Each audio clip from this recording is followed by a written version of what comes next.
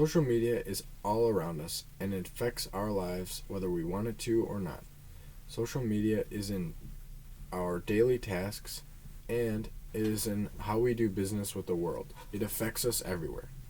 Today I will be giving a speech on how social media can affect the pros and cons of social media and how it affects our lives in the world and just us. To start off, socialnetworkingprosandcons.com says information travels the fastest via social media, and 27% of all Americans get all their news off of social media sites, which means they're getting their information very fast, and news, it'll be quicker than watching the 5 o'clock news or the news in the morning. They can learn the weather, they can learn everything that's happening in the world via social media instantly. Another pro would be it reduces some health risks, and those health risks would be it can reduce the recovery time of a stroke, and it can increase your memory. Also, social media can increase voter registration and voters voting via people talking about voting on social media sites, changing people's opinions, and just people getting rallied up for voting during those months. Other pros increase small business productivity and the economy in general. These social media sites can help businesses grow by marketing their companies via social media, getting new products out on social media, getting people talking about them, getting people to buy products through these social medias, and having these links reposted everywhere via Facebook, Twitter, Instagram, you name it. People could do it on marketing in social media. More pros according to top10socialmedia.com. It can increase criminal apprehensions. Police have started tracking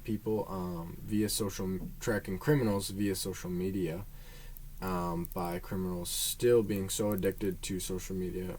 They're posting their new news on these social media sites, and police are able to track them via locations of the posts sent out, and it is helping us catch quite a lot more criminals.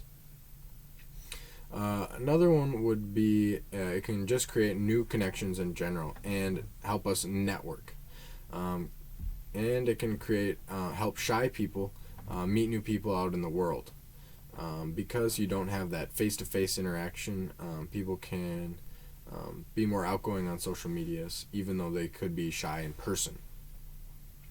Transitioning to the cons of social media a little bit, again, according to top10socialmedia.com, news on social media that about 28 or 27% of all Americans receive on these sites could be false information. Because people can post whatever they want on social media, you could get misleading information, such as rumors or about the weather, as simple things as the weather, or celebrities, or big things like what's happening around the world, and we could be getting misled. And because all these people, they only check social media for the news, they will be getting not the real story ever until somebody actually tells them in a face-to-face interaction, which is another con about social media that we are losing. We're losing this face-to-face interaction and getting personable skills in general. More cons would be makes you be less productive in the work environment or the school environment, because we have to check our social medias all the time and keep reposting and keep following people and know what they're saying. We aren't getting as much work done.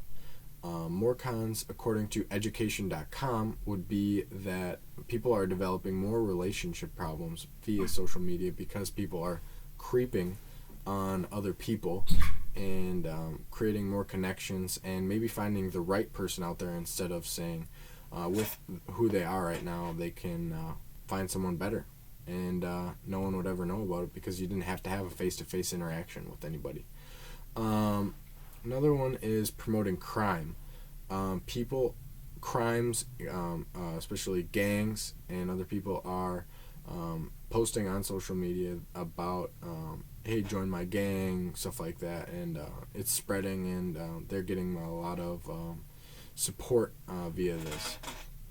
More would be cyberbullying and sexting have come about via social medias because you don't have that face-to-face interaction. People can be mean over the internet and never really have to see them or deal with them in person, whereas if they were in person, they might never say that. Also, sexting has become a bigger problem in the school environment via teachers creating Twitters, Facebooks, and befriending or following their students, supposedly in a classroom environment again, and actually having maybe a more intimate conversation via social medias. Also, hackers have become very aware of these social medias and stealing people's personal informations off of their sites because people post so much about them that they're able to gather all this information and hack them and steal their identity. Another con, according to education.com, would be getting jobs and getting accepted to college, or your education is becoming tougher because of social medias. People are able to, employers especially, are able to look at your social medias and see if you're partying, if you're doing bad things and posting them all over the web. They don't want to be affiliated with people like this. Also, education, colleges can see you might have a really good resume, you might have really good transcript and GPA, but maybe on social medias you're posting pictures of you doing drugs and partying. They will be not as likely to accept you into their college. These are some of the pros and cons of social media, and I hope you take these into consideration when you are looking at social medias.